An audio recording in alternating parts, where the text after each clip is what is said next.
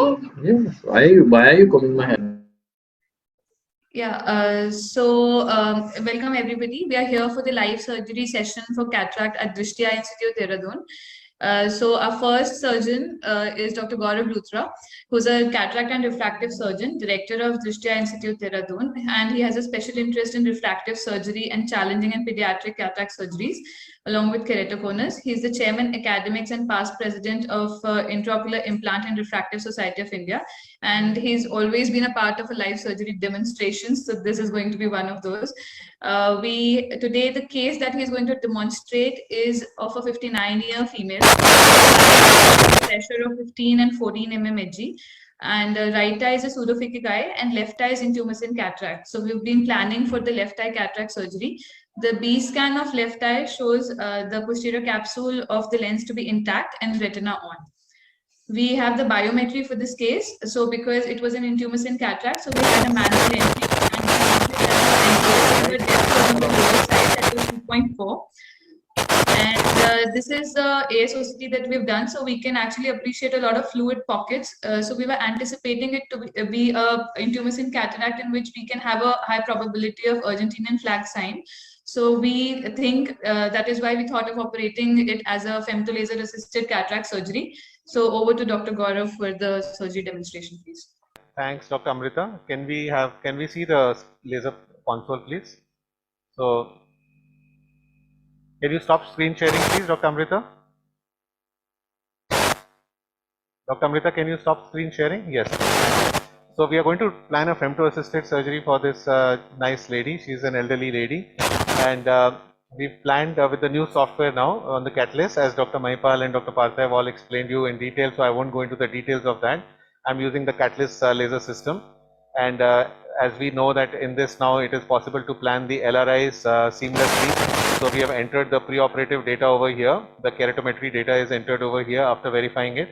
And then once that is done, this is the capsular excess which has been planned. I'm going to do a 5 millimeter excess. Now nucleus here in an intumescent cataract will happen only slightly. It won't be a very effective nucleotomy, but it does help, and it will be at least the superficial parts of the lens which are visible and where the light can penetrate, nucleotomies will happen.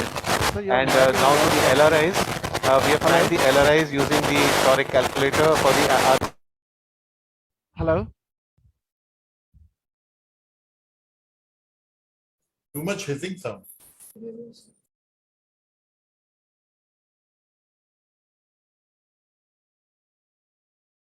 Drishti Eye Hospital. Hello.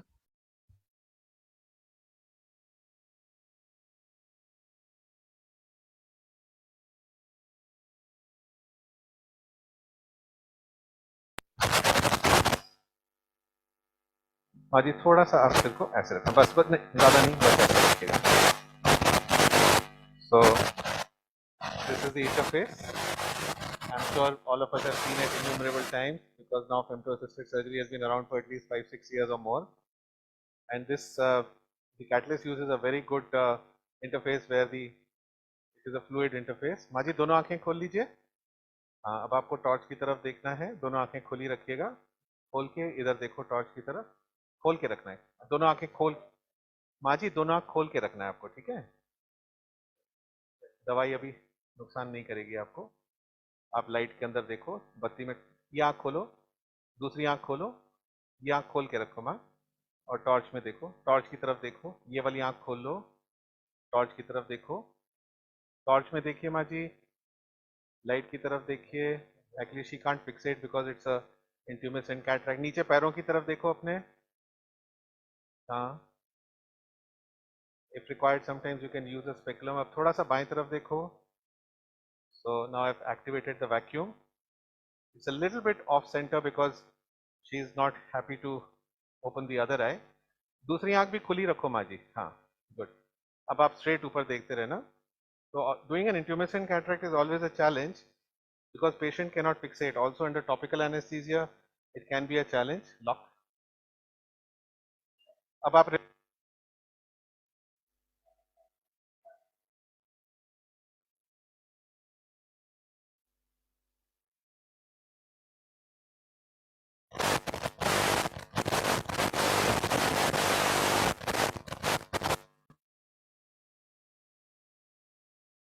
A kind request to the eye hospital to please check the mic because the platform is also getting the same feed.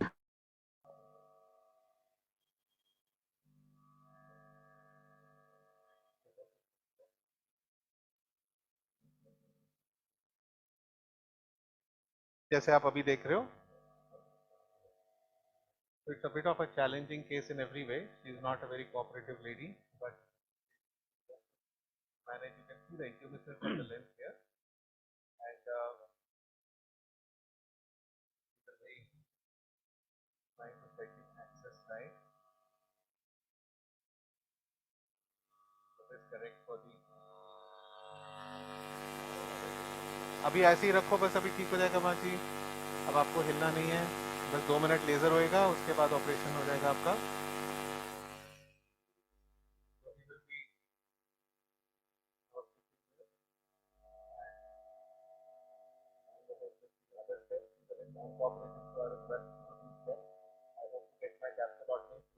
You can see that explosion which took place inside the eye. That as soon as the capsule is punctured, you are able to see the 80% lens suddenly burst inside. Now, if this happens in an open eye where the chamber is not formed completely, it will be an uncontrolled rupture, and you will be able to sometimes get a black sign over there. But in a closed chamber like this, it's extremely rare to get it. Of course, I have had one instance, but 99% of the times you will not get these problems. You can see there that the nucleotomy is being completed, and now the LRI is being done over there. So this is the LRI which is happening. So now, of course, we'll know once we shift her to the main OT. So I'll hand over the case now. So I think femto-assisted has been a great thing for intumescent cataracts, and even sometimes there are patients where patient is not able to afford it, and we still do it for them. माँ जी कान में जाने दीजिए, कुछ नहीं नुकसान करेगा पानी. So a femto-assisted surgery for operated RK cases, intumescent cataracts, subluxated cataracts, hard brown cataracts is always a big benefit for us, and we are able to get, we do upgrade some of our patients who are not able to afford as well, but where it requires for the patient to get a surgery like this.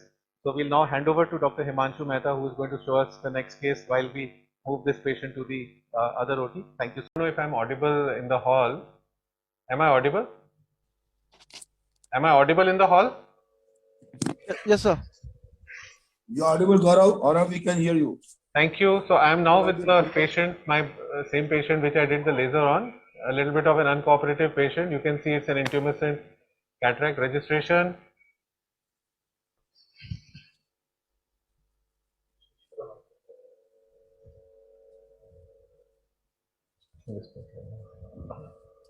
So we've already done the Rexis. Can we switch off this light, please?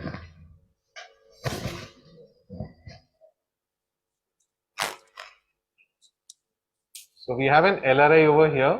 I'm going to avoid that area. I'm sitting at 12 o'clock. So this lady is, as you saw there also, is a little bit uncooperative. We are using these special money blades, which I've been using for a few years and I enjoy them. And they've been kind enough to sponsor all the blades for today. This is a special 22 gauge side port blade. It's different from an MVR. It gives a self-sealing 22 gauge incision, which is perfectly calibrated to instrument. So you can have a 21 or a 22 or a 20 or a 23. They have all gauges, so you can match it to your instrumentation. And today again we are using all the disposables from Bioflex Surgitech Innovation, who are producing high quality disposables, and they're also one of our sponsors for today. So now I put the Allocaine Lignocaine into the antechamber, and so you can see that the quality, in fact I have to be very careful that there can be a sudden entry. The blades are so sharp that you have to be extremely careful, and if the patient moves like this, you can have a capsular damage. So you have to be very careful with these blades. They are better than diamond, I would say, but they're extremely predictable. So I'm going to stain. Whenever you do an intumescent cataract with femto, it's good to stain so that you see the rexus. There can be rexus tags rarely. Now the advantage, as I told you, was femto for intumescent cataracts can be a lifesaver, but you have to be experienced in how to use it. So I'm going to see if my So the lady is not ready to keep her head steady or her eyes steady. We'll see if our capsulotomy was complete. I want to stain again. Stain, isn't it? So the stain is not good enough for me to visualize the capsule. I will just stain one more time. And she is wandering all over the place. That happens with hypermature and intumescent cataracts because a patient somehow in topical cannot fixate, and that is something which is a nice prerequisite for doing a Maji light mein dekho, idhar udhar mat dekho. So now we have a better stain, isko, but she is viscose.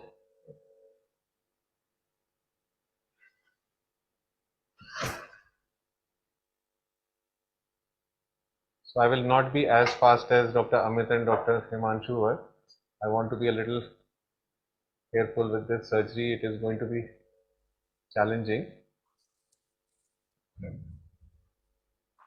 I want to be sure that my rhexis does not run away, otherwise I'll have to call Dr. Saurabh to take over.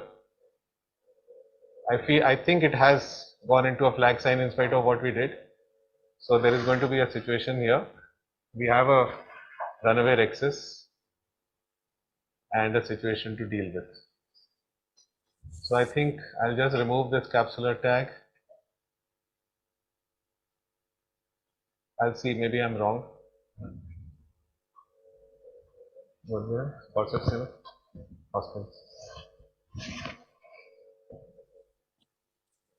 Gaurav, what grade cataract it is? Sorry? What grade cataract it is? Sir, I don't know what is the grade because it's an intumescent cataract. So I don't know what is going to come out from inside. It could be hard. It was totally intumescent to begin with. So I'm going to see if my capsular flap is complete or not. Problem is that the lady does not want to keep her eye in place. But that's the whole fun of doing live surgery. So this is, I'm trying to check if my rhexis is complete or not.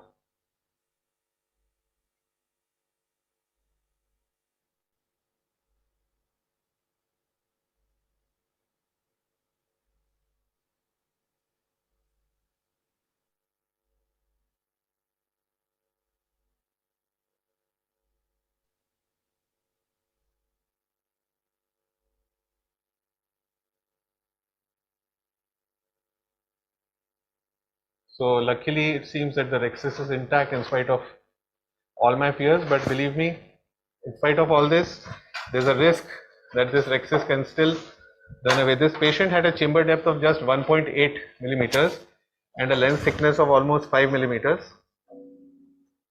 and it was very, very intumescent. So I'm not going to do a hydro because sometimes when you do a hydro, you can have a sudden bursting of the capsule. The capsular rhexis can still break because you'll have a sudden fluid wave and there'll be expansion of the. So intumescent cataracts are usually not difficult to rotate anyway. So I'll have a stable chamber with fluid now, and I'll not rotate and I won't do a hydro dissection. And I'm praying that this rhexis is intact. So I'm not 100% sure that it is. So we'll go ahead. It is a semi-hard cataract. It is hard, in fact, now I can tell you that. And the patient is trying to squeeze as much as she can.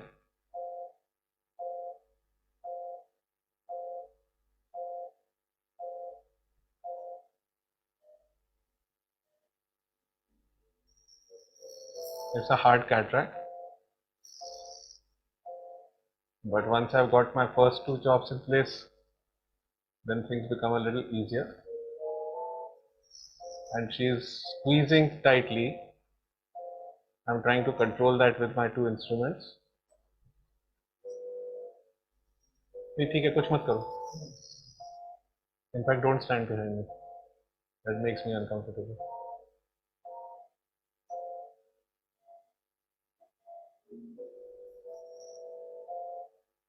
So I think our chops are complete, and till now the rhexis is holding on. Live surgery is always full of surprises. So now we'll see if we can remove these pieces. It's never over till it's over.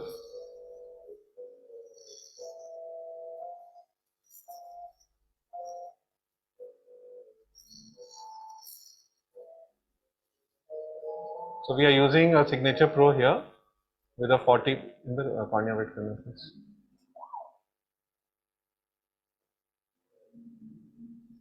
Important remote करना. So we are using a 40 ml bottle height only on the Signature Pro, which is equal to an IOP of just 29. So basically we are working at very low fluidics, and yet we are able to have a very good controlled stable chamber. I remember the times when we used to keep our bottles at 110 and 120, or they would be raised to the height of the ceiling. But with the new fluidics of these amazing machines, life has become so easy and complication rates have gone down and chambers are so stable. So now I'll try to remove the remaining fragments. I'm purposely not rushing through this because you need a stable chamber, no surprises, no fluctuations. It's a compromised eye. In spite of the fact that we managed to get a Rexis with the femtolaser, one has to be careful that you don't put undue pressures on the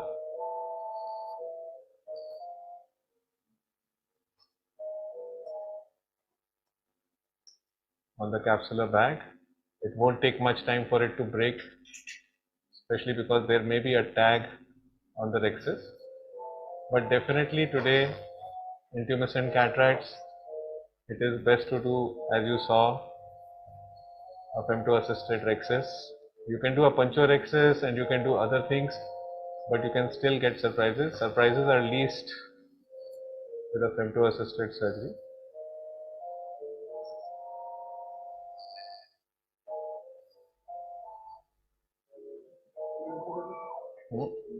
Yeah?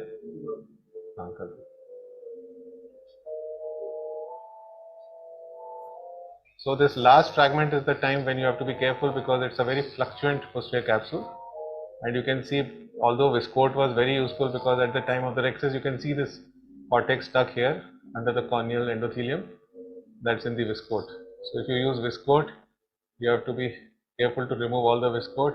It usually stays where you put it.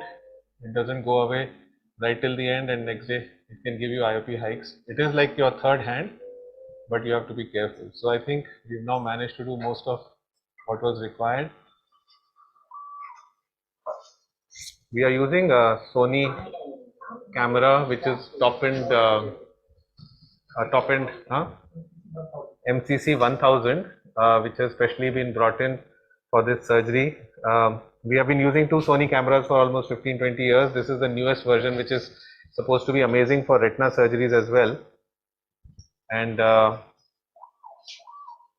hope that the view there is also equally good so far, but it is tailored for eye surgery and light mein dikhiye. So I'll try to finish off faster now. So these, if you saw that I used a 22 gauge money blades, the purpose was that I get a self-sealing incision. Self-sealing means that leak-proof incision. So these are customized incisions, and these are customized bimanual IA tips, which are also 22 gauge. They will go through 22 and they will not leak. So I don't have as many chamber fluctuations. You can also see a lot of PC plaques over there. The lady has postponed her surgery by almost 2 years because of COVID.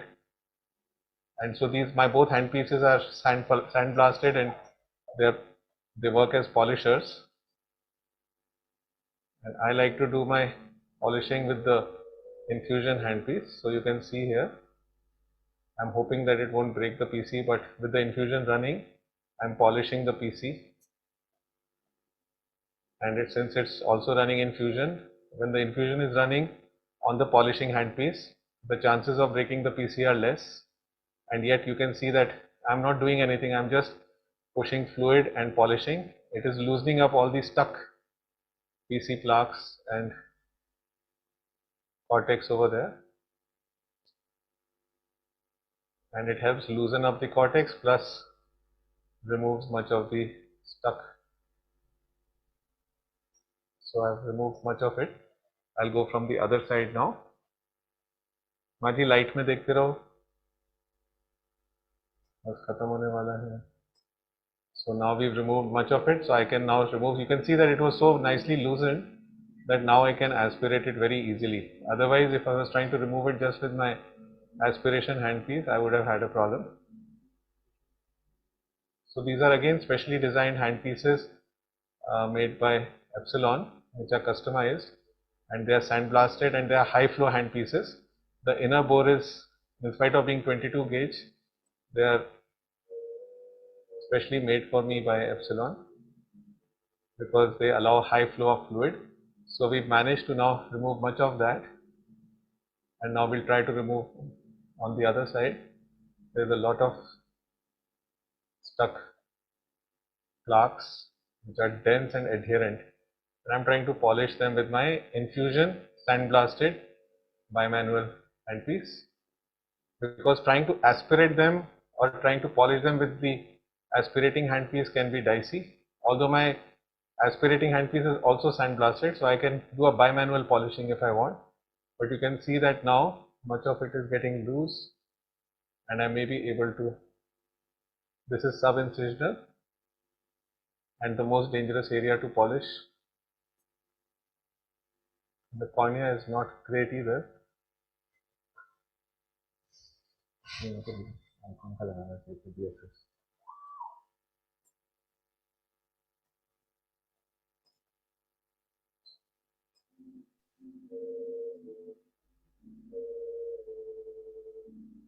So now we've removed most of the cortex, and I'm hoping that everything is intact so far. I've polished away much of it. I'm removing some of these plaques.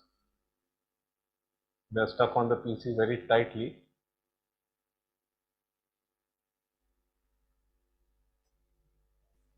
Saurabh, can we focus it a little bit? Yes. Is it better now? No, I didn't mean zoom. I meant it's out of focus, sir. Maybe it's okay for you. No, it's not okay for me either because the cornea has become a little bit, Okay. probably because of the long surgery. So this is the best focus I am getting right now, but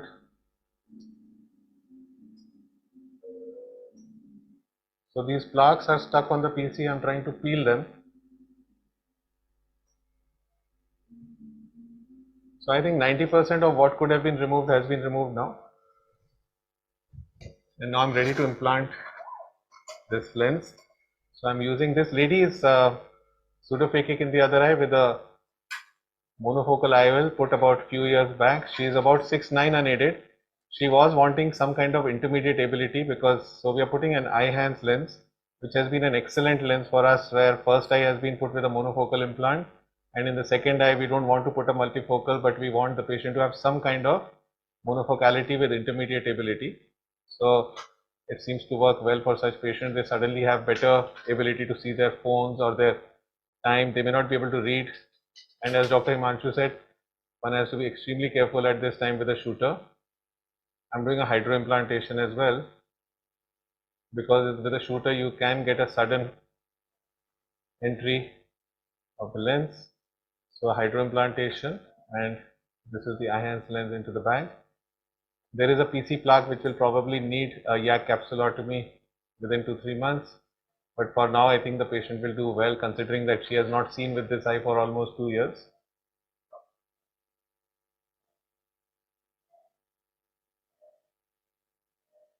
And I'm now sealing the chambers. You can see that I'm forming the chamber with my bimanual handpiece. The infusion is on, the globe is stable, and my chamber is formed. With toric lenses, this becomes very, very good, because if you have a toric lens in the eye, you can keep the chamber formed, it won't rotate while you're sealing the side ports.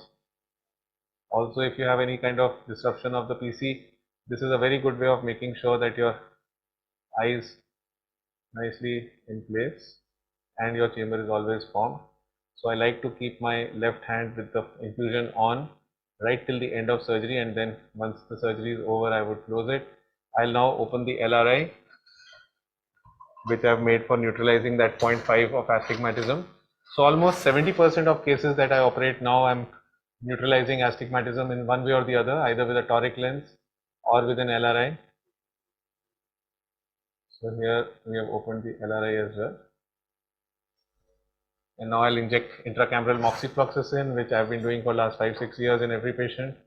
And for me, this seems to be a very, very effective way of, I put some into the chamber, some into the corneal stroma, and also some into the other side port. Gaurav, can you listen to our question from Paul? Yes, sir, please ask, sir. The question is, what options we have in case of intermittent cataract? What option, sir? What options we have in case of So, sir, while intermittent femto is a good option, but everybody won't have a femto. So the other option that I use is that in the morning, Dr. Mohan Rajan had showed his puncturexis, but in my hand, that is not very predictable and reliable. So what I prefer to use when I'm not doing a femto is to, have a puncture the lens. What I would do is put viscoelastic and tighten the chamber, and then go in with a fresh paracentesis 25 gauge, 26 gauge needle, form a fresh entry into the cornea, and go and decompress the lens. So I like to decompress the lens. I puncture it with a 26 gauge needle, and then I quickly aspirate, but in a tightly formed chamber. I won't go from the main port, I will not go from the side port, but I will basically go in from a new paracentesis with a good amount of viscoelastic inside, and once I've decompressed it with that same needle, I lift up a flap, and then I will do 2 circumferential corneal capsular rhexis in 2 rounds. So it's called as a, what do we call that technique of making 2 circles of the enlarging the rhexis? Spiral rhexis. But yeah, I'm getting the name that you give to it. So after I make a small puncture, initially I'll make a small rhexis, and then either I'll take it around 2-3 times, or I will just, if I've got a small rhexis, I will quickly aspirate some of the cortex, and then I will make a small snip on the rhexis and make it larger. So these are the few ways that you can do it, and these are special Bioflex patches for the eye, which are nice. We've been using them, and we are happy because they are lint free. Maji, aankh band kar lijiye. Any other